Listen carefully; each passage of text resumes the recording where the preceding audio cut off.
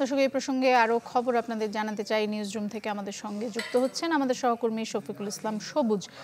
সবুজ, প্রধান নির্বাচন কমিশনার যিনি নিযুক্ত হলেন, অবসরপ্রাপ্ত সচিব AMM নাসির উদ্দিন, বলা হচ্ছে যে বিএনপির তরফ থেকে যে দুজনের নাম প্রস্তাব করা হয়েছিল তাদের মধ্যে একজন উনি ছিলেন। আমি দেখেছি যে সাংবাদিকরাও তাকে এই প্রশ্ন করেছেন। আমি আপনার কাছে এই প্রশ্ন করতে চাই যে আপনার কাছে কি মনে হয় যে বিএনপির তরফ থেকে যে তার নাম এলো, এতে করে এটি কি তার জন্য একটি আরও বেশি চ্যালেঞ্জ হয়ে কাজ করবে বা চাপ থাকবে তার উপর, তার নিরপেক্ষতা প্রমাণের জন্য আরও বেশি? কি মনে হয় আপনার? আচ্ছা দুলা, এখন পর্যন্ত কিন্তু বিএনপির পক্ষ থেকে কিন্তু আনুষ্ঠানিকভাবে জানানো হয়নি যে বিএনপির পক্ষ থেকে যে কয়েকজনের তালিকা দেওয়া হয়েছে নির্বাচন কমিশন সংস্কারের জন্য যে কমিশন গঠন করা হয়েছে সেই কমিশনের সদস্যদের হাতে। তবে নানা মাধ্যমে শোনা যাচ্ছে যিনি নতুন প্রধান নির্বাচন কমিশনার হিসেবে দায়িত্ব পালন করেছেন তিনিও কিন্তু বিষয়টি সুস্পষ্টভাবে ক্লিয়ার করেননি। তো এই বিষয় নিয়ে হয়তো রাজনীতির মাঠে নানা ধরনের কথাবার্তা হবে। তবে নিশ্চয়ই যেহেতু নতুন সময়ে নতুন বাংলাদেশে নির্বাচন কমিশন সংস্কারের জন্য একটি কমিশন গঠন করা হয়েছে, কমিশনের যিনি প্রধান রয়েছেন বদিউল আলম মজুমদার, হয়তো সামনের দিনে তিনি এই বিষয়গুলো পরিষ্কার করবেন, কিংবা আসলে তাদের কাছে কাদের কাদের নাম প্রস্তাবনা ছিল এবং তারা কয়জনের নাম দিয়েছিলেন রাষ্ট্রপতির কাছে এবং সেখান থেকে কয়জনকে করা হয়েছে। তো দোলা, এর বাইরে আরেকটি বিষয় বলে রাখি, এরই মধ্যে কিন্তু নানা মহলে প্রশ্ন উঠেছে যে আমরা এর আগের কয়েকটি কমিশনকে যদি পর্যবেক্ষণ করি, সেই পর্যবেক্ষণে দেখব যে প্রধান নির্বাচন কমিশনার সহ বাকি কমিশনার যারা হন তাদের সবাই কিন্তু আসলে সরকারের অ্যাডমিন ক্যাডার থেকে, জুডিশিয়ারি সার্ভিস থেকে একজনকে নেওয়া হয়, আর একজন সাবেক সেনা সদস্য একজন থাকেন। তো এবারও কিন্তু সেই একই ধারা রাখা হয়েছে।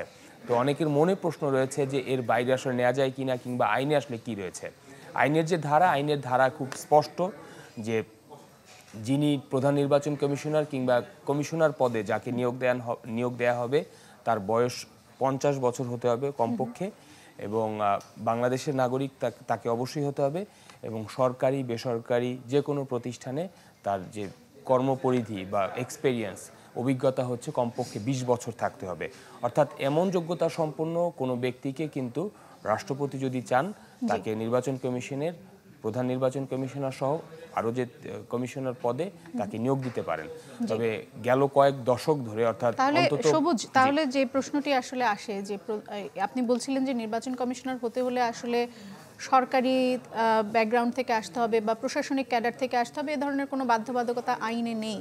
তারপরও আমরা দেখি যে সবসময় অবসরপ্রাপ্ত একজন দেখা যান সামরিক কর্মকর্তা এবং সাধারণত প্রশাসন ক্যাডার থেকে বেশিরভাগ আসেন। এর কারণটা আসলে কি, কেন এরকম হয়? আর আরেকটি বিষয় জানতে চাই, সেটা হচ্ছে বদিউল আলম মজুমদার আশা প্রকাশ করেছেন যে গেল 3 নির্বাচন যেমন হয়েছে এবারের নির্বাচন তেমন হবে না, নতুন নির্বাচন কমিশনের কাছে সেই আশাবাদ।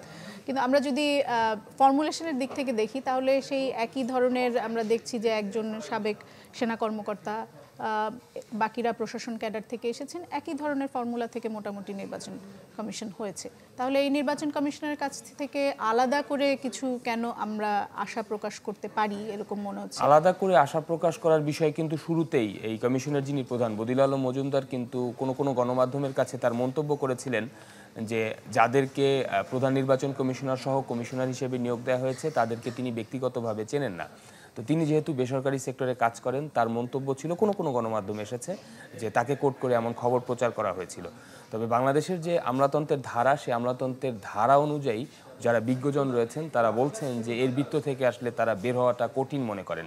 কেননা অন্য প্রফেশনের কিংবা সরকারের যে প্রসিডিউর মেনটেন করে যাদের জীবনের একটি দীর্ঘ সময় অতিক্রান্ত হয়েছে, তাদেরকে যদি সরকারের এমন একটি প্রতিষ্ঠানে দায়িত্ব দেওয়া হয় তাহলে সেই কাজগুলো করতে সহজ হয়, এমন চিন্তা থেকেই আসলে তাদের এই আগের সেই ধারা তারা অব্যাহত রেখেছেন। যেমন এইবারের যে কমিশন গঠন করা হয়েছে এখানে 3 জন হচ্ছে অ্যাডমিন ক্যাডার থেকে, একজন জুডিশিয়ারি সার্ভিস থেকে, আর একজন সাবেক সেনা কর্মকর্তা। তো সব মিলে আমরা এর আগের 3টি বা 4টি কমিশনের কথা যদি মনে করি একই ধারায় কিন্তু ছিল। আসলে আমাদের যে চিন্তা কিংবা মনস্পট তা থেকে বের হওয়ার কঠিন, এই কারণে আসলে এই পরিস্থিতি। সবুজ, অসংখ্য ধন্যবাদ আপনাকে। আরও সময় থাকলে হয়তো আমরা আলোচনা করতে পারতাম যে আসলে নির্বাচন কমিশনের উপর কতখানি নির্ভর করে একটি সুষ্ঠু নির্বাচন আয়োজনের যে বিষয়, সেটি আসলে কতখানি নির্বাচন কমিশনের উপর নির্ভর করে সেই বিষয়টি। আপনাকে অসংখ্য ধন্যবাদ নিউজরুম থেকে আমাদের সঙ্গে যুক্ত হওয়ার জন্য। দর্শক, শফিকুল ইসলাম সবুজ আমাদের সঙ্গে যুক্ত হয়েছিলেন।